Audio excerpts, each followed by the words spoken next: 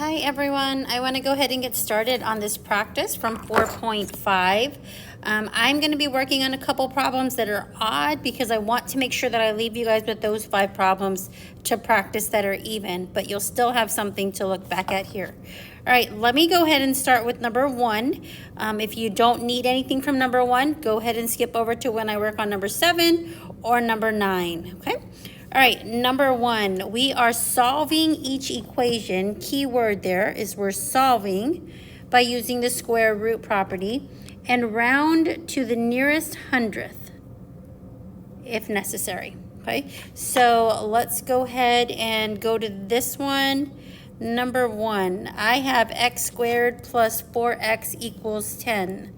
Now on this one here, the first thing I'm going to do is make sure that the a term is a perfect square. Make sure that the c term is a perfect square. Okay. Once those two are a perfect square, I also need to make sure that if I take the b value divided by 2, or half of b squared, it equals the c value.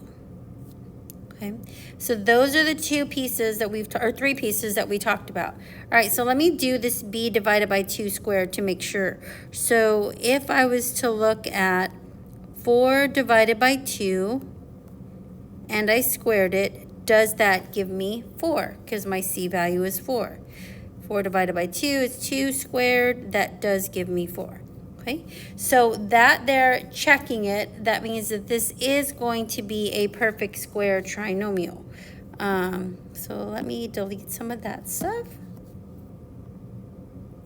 Okay, all right, so since this is one that I can factor because it does meet those 3 sets of criteria, I am going to take the square root of the first term.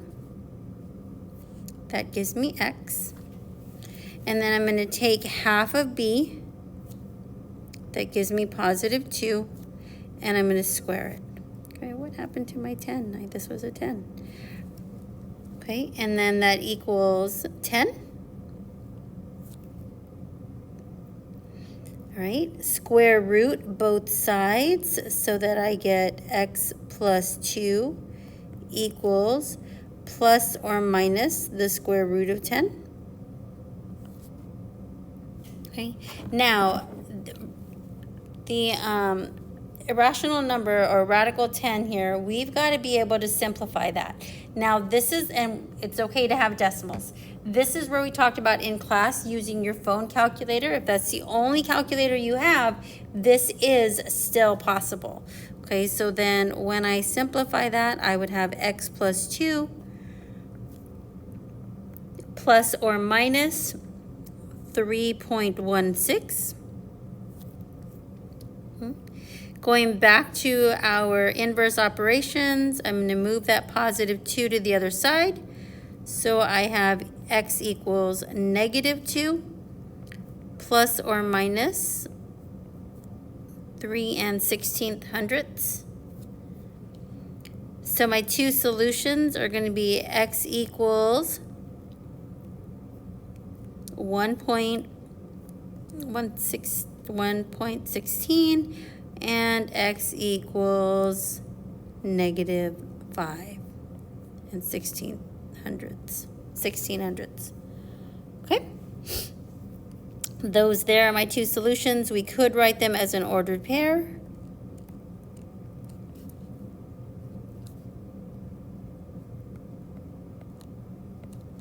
Showing that if these 2 were to cross the x-axis, if they were graphed, a is positive, which means it would open up. It would cross at positive 1.16, so right about here, and at negative 5, so right about there.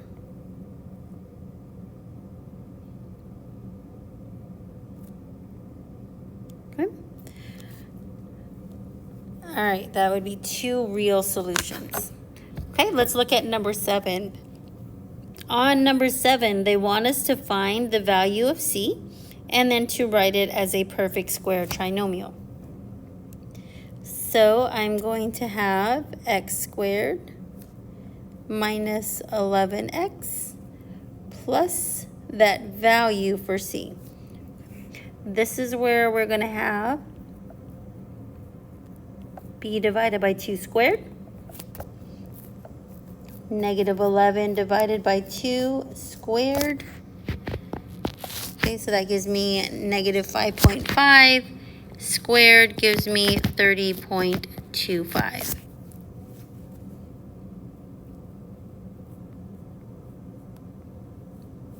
All right, now to write it as a perfect square trinomial, we have the square root of x squared is x, half of b is negative 5.5, and that's going to be squared. All right, now just to show you, I was working with someone today after school, and we listed all the steps for number 7. So I want to show you what that looks like. Okay, we kind of rewrote the equation every time as we talked about this and showed what was changing every single time. This isn't bad because what this actually allows me to do, one, I'm going to let you pause it here if you like this process as opposed to what we did here. Okay. If you like this because it explains it easier. Now, when I do that b divided by 2, we talked about this as well. I said either we can do b divided by 2 to get negative 5.5, okay, or we could take the square root of 30.35 and we'd get positive 5.5, and we had to remember to use the sign of b. My question, though, to the student is, which one could you do in your head? Which one could you have mental math? Would it be easier to take half of negative 11 or to take the square root of 30.35 hundredths? Okay, so I would think it'd be easier to find half of negative 11. So I always just think half of b would be easier. Either way, you're going to get the same answer. Just doing half of b is one that we can usually figure out with mental math.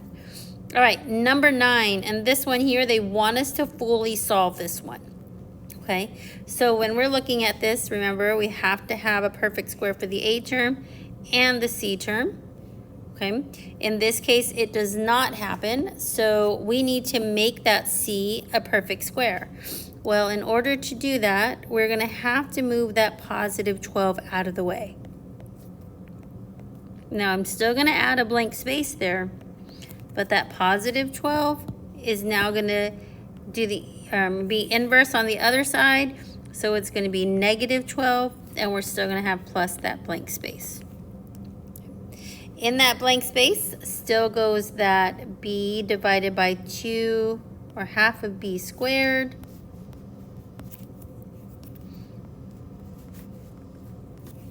okay. So we have x squared minus 4x plus b is negative 4 divided by 2 is negative 2 squared gives me 4 is equal to negative 12 plus 4 gives me negative 8. And now for the left side here, I can go ahead and factor that since we can see that the a term was a perfect square trinomial. We made the, perfect square. We made the c term a perfect square. So we've got x, half of b is negative 2 squared is equal to negative 8. Okay, take the square root. Don't forget that plus or minus cancels out the square on the left side. So we are with x minus 2 equals plus or minus. Now there's a negative underneath the radical. That comes out as an I. Okay. So we've got x minus 2 is equal to plus or minus. Now we have to take the square root of 8. Again, this is where your phone calculator is going to come in handy if you don't have an actual calculator. Sorry, forgive me. My goodness, I'm just yawning away here. Okay, so then we've got 8 square root gives us 2.83 since we're rounding to the nearest hundredths. And this has an I at the end. Okay, don't forget about that I. It was still there.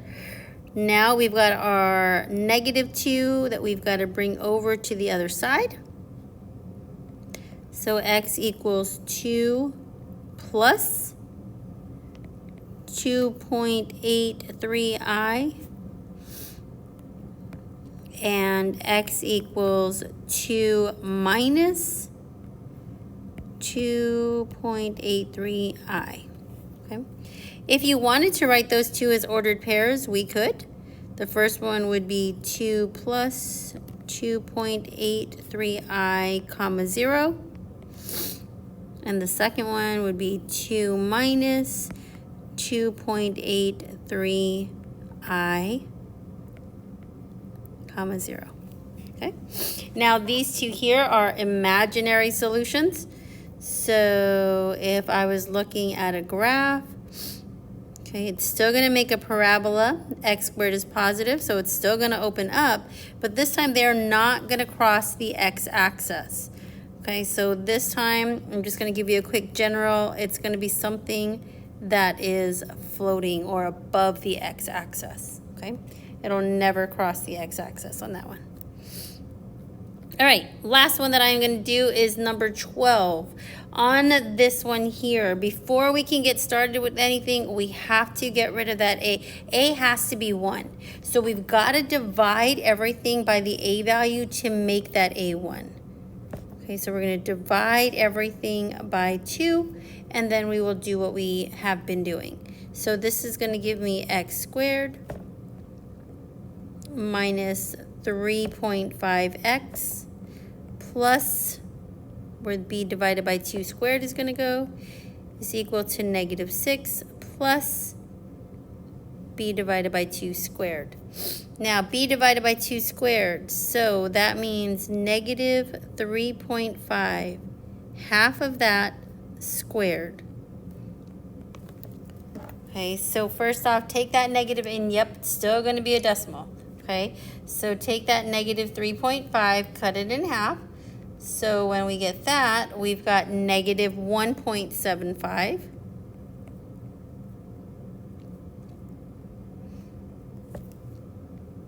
Now when I take a negative times a negative, it is going to give me a positive. So I'm going to have 3.0625. Okay, still going to round that though, so that I've got 3.06. Okay. So 3.06, 3.06.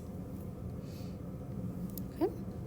So we're going to take that first one, because even so it doesn't look like it, we've made that a perfect square. Okay. So we've got x.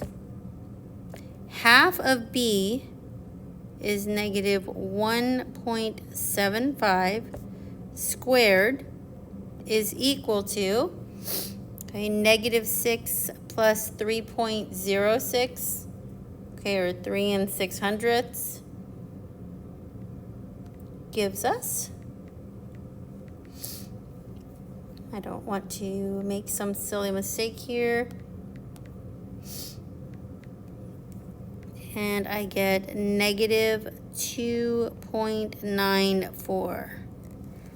Okay. All right, now we've got to take the square root of both sides. So on the left side, I'm going to have x equals minus x minus